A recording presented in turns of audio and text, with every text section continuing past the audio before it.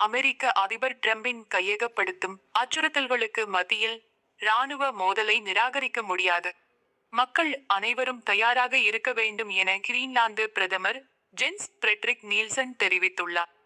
உலகின் மிகப்பெரிய தீவு நாடான கிரீன்லாந்து ஆர்டிக் பெருங்கடல் பகுதியில் அமைந்துள்ளது. ஐரோப்பிய நாடான டென்மார்க்கின் ஒரு பகுதியான இது தன்னாட்சி அதிகாரம் பெற்றது. பாதுகாப்பு காரணங்களை கூறி ஏதேனும் ஒரு வழியில் கிரீன்லாந்தை கைப்பற்ற அமெரிக்க அதிபர் ட்ரம்ப் முயற்சித்து வருகிறார். பாதுகாப்பு காரணங்களுக்காக அமெரிக்கா கிரீன்லாந்தை சொந்தமாக்க வேண்டும் என்று ட்ரம்ப் பலமுறை கூறியுள்ளார். அவர் கிரீன்லாந்து தீவில் அமெரிக்க கொடியுடன் நிற்பது போல படத்தை பகிர்ந்து கொண்டார். இதற்கு எதிர்வினையாக கிரீன்லாந்தில் தனது ராணுவ பாதுகாப்பை டென்மார்க் அதிகப்படுத்தியுள்ளது.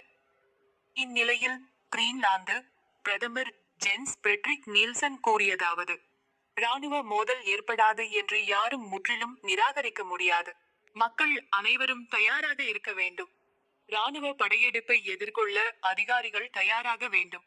அத்தகைய சூழ்நிலை இன்னும் சாத்தியமில்லை என்றாலும் அன்றாட வாழ்க்கையில் ஏற்படும் எந்தவொரு இடையூறுகளுக்கும் மக்கள் தயாராக இருக்க வேண்டும். முக்கிய உள்ளூர் அதிகாரிகளின் பிரதிநிதிகளை கொண்ட ஒரு பணிக்குழுவை கிரீன்லாந்து அரசு அமைக்கும்.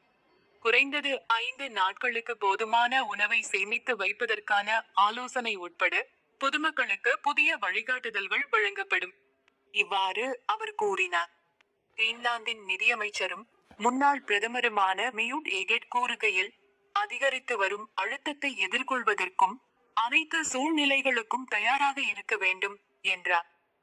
இதற்கிடையில் பிப்ரவரி 1ஆம் தேதி முதல் 8 நேட்டோ நட்பு நாடுகள் மீது புதிய வரிகளை விதிக்கப் போவதாக ட்ரம்ப் அச்சுறுத்தியுள்ளார்.